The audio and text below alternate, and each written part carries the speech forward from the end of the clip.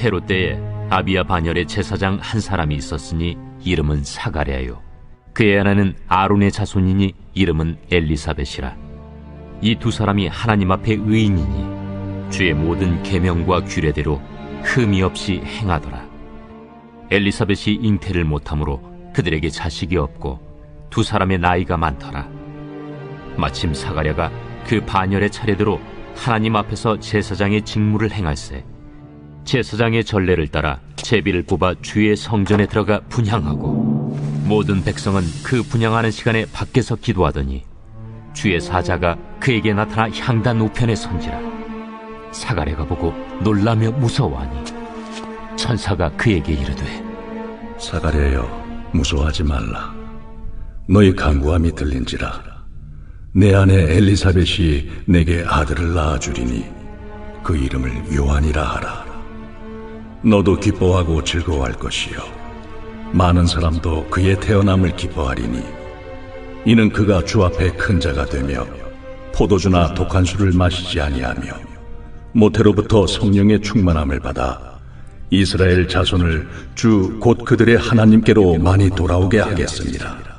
그가 또 엘리야의 심령과 능력으로 주 앞에 먼저 와서 아버지의 마음을 자식에게 거스르는 자를 의인의 슬기에 돌아오게 하고 주를 위하여 세운 백성을 준비하리라. 내가 이것을 어떻게 알리요? 내가 늙고 아내도 나이가 많으니이다. 나는 하나님 앞에 서 있는 가브리엘이라. 이 좋은 소식을 전하여 내게 말하라고 보내심을 받았노라. 보라, 이 일이 되는 날까지 내가 말 못하는 자가 되어 능히 말을 못하리니 이는 내가 내 말을 믿지 아니함이거니와 때가 이르면 내 말이 이루어지리라. 백성들이 사가랴를 기다리며 그가 성전 안에서 지체함을 이상히 여기더라. 그가 나와서 그들에게 말을 못하니 백성들이 그가 성전 안에서 환상을 본 줄 알았더라. 그가 몸짓으로 뜻을 표시하며 그냥 말 못하는 대로 있더니 그 직무의 날이 다 되매 집으로 돌아가니라. 이후에 그의 아내 엘리사벳이 잉태하고 5달 동안 숨어 있으며 이르되 주께서 나를 돌보시는 날에 사람들 앞에서 내 부끄러움을 없게 하시려고 이렇게 행하심이라. 6째 달에 오늘은 12월 21일 월요일입니다. 이번 주간은 성탄절이 있는 주일이지요. 하나님께서 저와 여러분에게 우리 예수님 이 땅에 성육신하신 하나님의 은혜와 복을 우리 모두에게 넘치게 주시기를 바랍니다. 이번 주에는 신명기 말씀을 잠깐 접어두고 성탄절을 앞두고 누가복음에 나오는 예수님의 탄생에 대한 말씀을 묵상하고자 합니다. 오늘 누가복음 1장 5절에서 25절까지의 말씀을 같이 묵상하도록 하겠습니다. 오늘 말씀은 세례 요한의 출생 예고에 대한 말씀이죠. 세례 요한은 구약의 마지막 선지자다, 그렇게 말할 수 있습니다. 옛것이 이제 다 끝나가고 그리고 구약이 이제 다 마무리가 되고 그리고 신약 새것이 시작되는 연결 고리와도 같은 사람이 바로 세례 요한이 되는 것입니다. 오늘 본문의 말씀은 아주 암울한 상황에서 시작이 되었어요. 유대 왕 헤롯 때라고 오늘 본문이 말씀하고 있습니다. 이 시기는 우리나라가 마치 일제 강점기와 같은 아주 힘들고 어려운 시기예요. 나라는 다 망하고 그들은 다 포로로 끌려갔다가 이제 포로에서 되돌아와 성전을 재건했지만 하나님의 영광은 회복되지 않은, 그래서 로마의 지배 아래 여전히 있는 그런 암흑기라 그렇게 말할 수 있습니다. 더욱이 헤롯은, 지금 왕인 헤롯은 야곱의 족속 이스라엘 민족이 아니고 에돔 사람이 되는 것입니다. 바벨론 포로 이후에 유대인에게는 왕이 없었고 헤롯이 로마에 아부하여 유대의 분봉왕이 되었던 것입니다. 뿐만 아니라 오늘 본문에 나오는 그런 사람들의 상황도 아주 암울해요. 오늘 본문에 누가 나옵니까? 사가랴라고 하는 사람이 나오는데 그는 아비야 반열의 제사장입니다. 그러나 그는 7절에 보니까 자식이 없고 나이가 많았다, 이렇게 기록하고 있는 것을 보게 됩니다. 나이가 많았다, 이 말은 사가랴와 그의 아내 엘리사벳이 나이가 많아 아마 한 60세 이상이 된 것이 아닌가 그렇게 생각하게 됩니다. 그런데 이 부부는 아이가 없고 앞으로도 아이를 기대할 수 없는 상황이었습니다. 그 당시 유대인들에게 자식이 없다는 것은 하나님의 자식이 없다는 것은 마치 죄에 대한 하나님의 심판, 이것으로 여겨졌어요. 그 당시에. 그러나 사가랴와 엘리사벳의 경우는 하나님 앞에 의인이요, 오늘 본문에 보니까 또한 모든 계명과 규례로 흠이 없이 행하였다 하는 그런 말씀을 보아서 그가 자식이 없는 것은 아마 그 당시의 생각과 같이 죄의 결과라 그렇게 볼 수 없고, 오늘 본문 이후에 나오는 것으로 보아 하나님의 뜻이 계획된, 하나님의 예정대로 되어진 그런 일이라 하는 것을 알게 되는 것입니다. 이렇게 어두운 시기에 하나님의 말씀이 임하는 것을 보게 되는 거예요. 오늘 본문 8절에서 12절 말씀을 보면 사가랴가 마침 그의 반열의 차례대로 성소에 들어가 분향하며 제사장의 직무를 하나님 앞에서 행하게 되었다고 기록하고 있습니다. 사가랴가 성전에 들어가 분향하게 된 것은 제사장의 전례를 따른 거예요. 제사장이라도 다 들어가 분향할 수 있는 것은 아니었습니다. 왜? 제사장들이 참 많았기 때문에 그들이 제비를 뽑아서 분향하게 되었는데 마침 사가랴가 뽑히게 된 것입니다. 그런데 사가랴가 주의 성소에 들어가 분향을 하고 백성들이 그 분향하는 시간에 밖에서 기도하는데 그때 놀라운 일이 일어났습니다. 주의 사자가 사가랴에게 나타나 향단 우편에 서 있는 것입니다. 사가랴가 너무 무서워서 그렇게 떠는 것을 보니까 주의 사자가 평범한 사람의 모습으로 나타난 것이 아니라 영광스러운 천사의 모습으로 나타난 것을 알게 되는 것입니다. 그리고 이 천사가 나타나 놀라운 소식을 전하고 있어요. 오늘 본문 13절에서 16절 말씀을 제가 읽어드립니다. 천사가 그에게 이르되 사가랴여 사가랴여 무서워하지 말라. 너의 간구함이 들린지라 내 아내 엘리사벳이 내게 아들을 낳아 주리니 그 이름을 요한이라 하라. 너도 기뻐하고 즐거워할 것이요 많은 사람도 그의 태어남을 기뻐하리니 이는 그가 주 앞에 큰 자가 되며 포도주나 독한 술을 마시지 아니하며 모태로부터 성령의 충만함을 받아 이스라엘 자손을 주 곧 그들의 하나님께로 많이 돌아오게 하겠습니다. 그렇게 말씀하고 있는 것을 보게 됩니다. 여기 보니까 스가랴가 이 말을 들었을 때 아마도 자신의 삶을 다 보상받은 그런 기분이 아니었을까, 그런 큰 기쁨이 아니었을까. 그런데 이것이 끝이 아니죠. 17절에 보니까 이런 말씀이 또 나와요. 그가 또 엘리야의 심령, 그라는 것은 나게 될 그런 아이, 세례 요한을 이야기하죠. 그가 또 엘리야의 심령과 능력으로 주 앞에 먼저 와서 아버지의 마음을 자식에게, 거스르는 자를 의인의 슬기에 돌아오게 하고 주를 위하여 세운 백성을 준비하리라. 그렇게 말씀하고 있는 것입니다. 하나님께서 말라기 선지자 이후에 400년 동안 침묵하셨어요. 그런데 지금 사가랴가 분향을 드리는 그 순간 오랜 침묵을 깨시고 천사를 보내어 사가랴뿐만 아니라 온 인류에게 아주 중대한 사건, 모든 것을 전환하고 바꿀 그런 중대한 사건을 말씀하고 있는 것입니다. 사가랴는 천사의 말을 믿지 못하죠. 자기 자신과 자기 아내가 나이가 많은데 어떻게 이런 일이 이루어지겠는가, 그렇게 질문하는 것입니다. 그가 천사의 말한 증거를 요구하죠. 내가 이것을 어떻게 알며 무슨 증거로 이것을 내가 믿겠느냐, 이렇게 반문하고 받아들이지 않습니다. 이에 대하여 천사가 자신이 누구인지 밝히죠. 19절을 보니까 천사가 대답하여 이르되 나는 하나님 앞에 서 있는 가브리엘이라. 이 좋은 소식을 전하여 내게 말하라고 보내심을 받았노라. 그렇게 말씀해요. 천사가 그가 하나님 앞에 있는 천사, 그런 가브리엘이라 이렇게 알립니다. 가브리엘은 어떤 천사입니까? 구약에서 다니엘에게 나타나 인류의 역사를 펼쳐 보여주었던 그런 묵시를 주었던 그런 천사이기도 한 것입니다. 그 천사가 나타나 말하고 있는 거예요. 그런데 사가랴는 그에게 표적을 구하고 있는 것입니다. 천사는 증거를 요구하는 사가랴에게 말을 하지 못하도록 벙어리가 되는 그런 표적을 주시는 것입니다. 이것은 어찌 표적이라기보다는 여러분 심판에 가깝지 않나, 그렇게 묵상을 해보게 됩니다.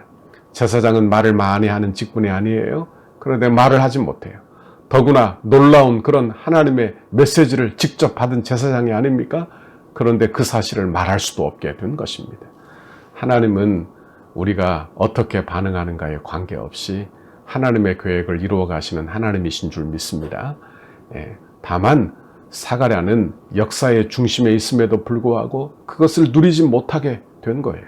그러니까 하나님이 주시는 그 귀한 메시지를 그저 두 팔 벌려 받아들였으면 좋은데 그렇게 하지 못한 결과라, 그렇게 말씀드릴 수 있는 것입니다.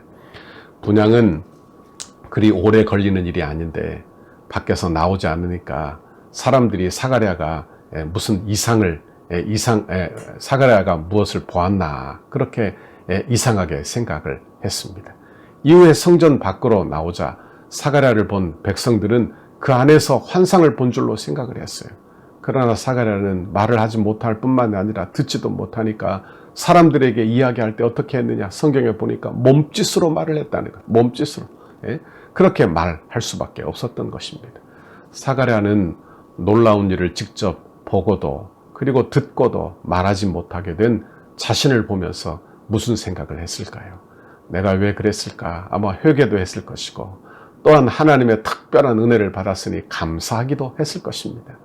여러분, 저와 여러분은 하나님이 주시는 은혜를 받을 때 질문하지 말고 그 은혜를 두 팔 벌려 환영하고 받아들이는 저와 여러분의 이번 성탄절이 되기를 바랍니다. 우리 예수님 내 복음을 주실 때 그 복음을 두 팔 벌려 환영하고 그리고 받아들이는 거예요. 이후에 엘리사벳은 천사의 말대로 아기를 잉태하게 되죠. 그리고 사가랴는 그 예언이 성취된 이후에야 말이 트여 말을 할 수 있게 되는 것입니다. 그리고 25절 마지막 절에 이렇게 말씀하고 있어요. 25절을 보세요. 주께서 나를 돌보시는 날에 사람들 앞에서 내 부끄러움을 없게 하시려고 이렇게 행하셨음이라 하더라. 그렇게 말씀하고 있어요. 당시 수태하지 못하는 것은 수치스러운 일입니다. 엘리사벳은 주께서 자신의 부끄러움을 없애시려고 이렇게 하셨다. 이렇게 하나님을 찬송하고 있는 것입니다. 우리 하나님은 우리의 수치를 없애주시는 하나님이신 줄 믿습니다. 수태하지 못하는 불임의 엘리사벳은 바로 은혜가 사라진 그 시대, 아니 지금 이 시대를 단적으로 보여주는 그런 인물이라 말할 것입니다. 말라기 선지자 이후에 세례 요한이 오기까지 400년이 넘는 시간 단 한 명의 선지자도 보내지 않은 그런 불임의 시대예요.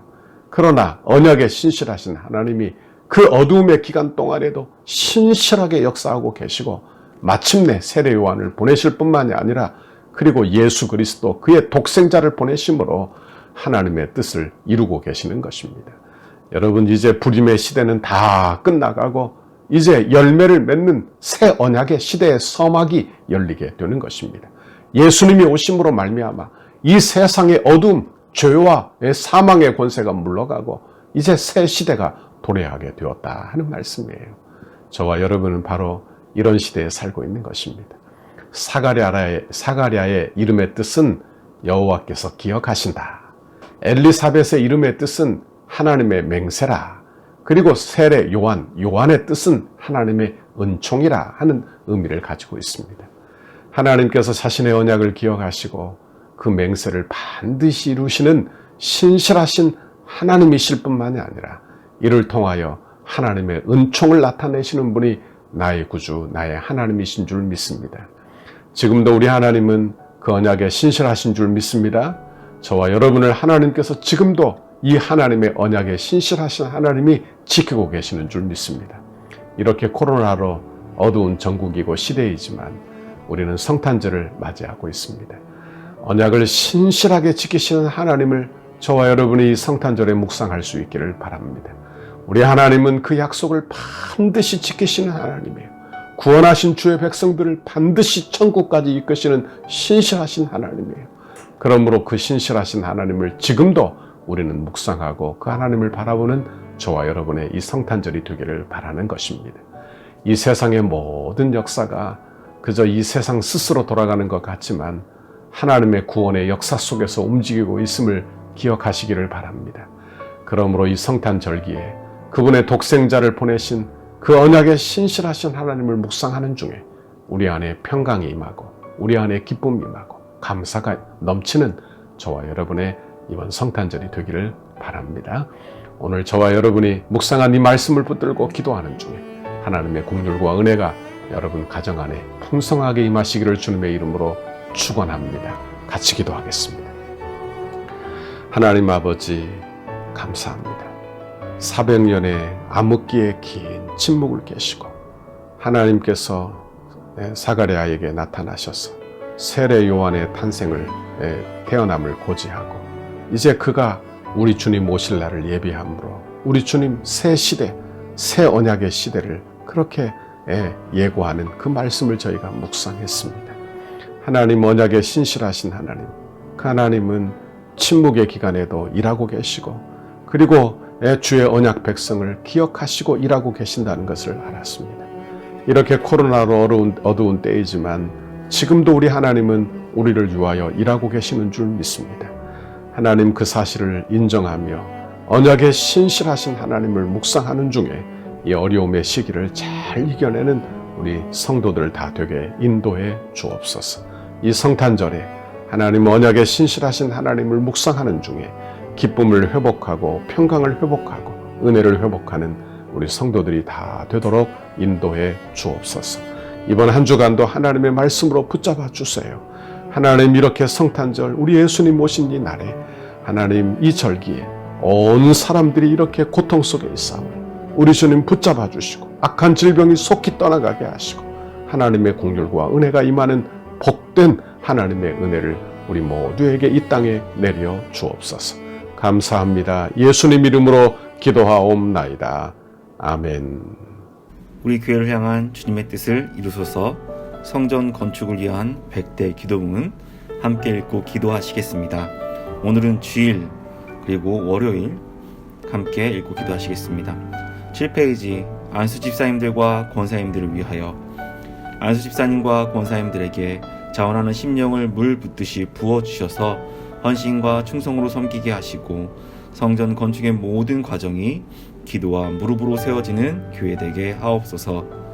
건축의 모든 일에 앞장서서 믿음의 세대를 잇는 영적 구심점의 역할을 감당하게 하옵소서. 여호수아와 갈렙과 같은 믿음의 눈으로 늘 긍정과 헌신의 마음으로 끝까지 달려가게 하셔서 주님을 향한 감사와 찬송의 고백이 끊이지 않게 하옵소서. 건축 기간에 하늘의 영광과 천국의 기쁨을 맛보게 하시고 한 번뿐인 인생을 하나님의 영광을 위하여 주의 거룩한 비전과 소명을 따라 살게 하옵소서. 믿음의 기초 위에 기도와 헌신의 벽돌을 쌓아 올리며 주님의 몸된 교회를 이루어가게 하시고 안수 집사님, 권사님들의 가정과 생업 위에 주님의 은혜와 보호하심이 넘쳐나게 하옵소서. 올해 건축에 앞장선 지도자를 위해 건축위원장 장로님들을 위하여 기도하시겠습니다. 건축을 위해 가장 앞장서서 섬기시는 건축위원장 장로님들께 영육간의 강건함을 주옵소서. 기도하는 내용마다 충만하게 응답해 주시고 실무를 감당할 때마다 돕는 일꾼들을 허락하옵소서. 기초를 닦고 뼈대를 세우며 공간을 아름답게 채워나가는 모든 과정에서 건축위원회와 모든 업체를 잘 조율할 수 있는 지혜와 지도력을 주옵소서. 시대를 읽는 통찰력과 통전적 사고, 다음 세대를 볼 수 있는 눈, 그리고 작은 일을 보는 눈도 주옵소서. 맡겨주신 일을 끝까지 감당할 수 있는 건강을 주시고 가정 가운데 은혜와 사랑이 충만케 하셔서 거룩한 일에 앞장서는 은혜가 있게 하옵소서. 주님께서 건축위원회와 소위원회의 머리가 되시며 위로부터 임하는 지혜와 지식과 능력으로 충만하게 하옵소서. 건축위원장을 중심으로 건축위원들의 마음이 온전히 하나 되게 하시고 감사와 전하는 심령으로 맡겨진 소명을 넉넉히 감당하게 하옵소서. 건축위원들에게 갑절의 영광과 최고의 전문성을 주셔서 덕소교회의 건축이 한국교회사의 한 면을 장식하게 하옵소서. 하나님께서 맡기신 건축을 위해 충성을 다하게 하시고 디자인과 실내 장식, 시공과 감리에 대한 탁월한 지혜를 주셔서 덕소를 대표하며 지역을 섬기는 건축이 되게 하옵소서. 건축위원들에게 섬김의 마음을 주시고 세밀한 부분까지 살펴 건축의 모든 과정이 순적하게 진행되게 하옵소서. 건축 과정이 소위원들 모두의 기쁨이 되고 날마다 기적을 체험하는 은혜가 있게 하시며 모든 과정이 부담이 아닌 축복임을 깨달아 늘 감사한 마음으로 진행하게 하옵소서. 소위원들에게 건축에 관한 이해력과 지식을 주셔서 모든 일이 물 흐르듯이 은혜롭게 진행되게 하시고 비전과 통찰력을 주셔서 향후 펼쳐나갈 교회의 사역들을 지혜롭게 준비하게 하옵소서. 소위원들이 하나 되게 하시고 시공과 감리를 잘 조정하며 공사 현장을 잘 관리하여 모범적인 건축 현장이 되게 하셔서 경제성, 실용성, 기능성을 살린 아름다운 건축을 이루게 하옵소서. 실무를 감당할 때 성실과 희생, 모범을 보이며 기쁨과 평안으로 잘 감당케 하시고 아주 작은 부분까지 하나도 놓치지 않게 하옵소서. 개인의 주장이나 이기심이 조금도 틈타지 못하도록 늘 기도하며 겸손한 마음으로 섬기게 하옵소서. 예수님의 이름으로 기도드립니다. 아멘.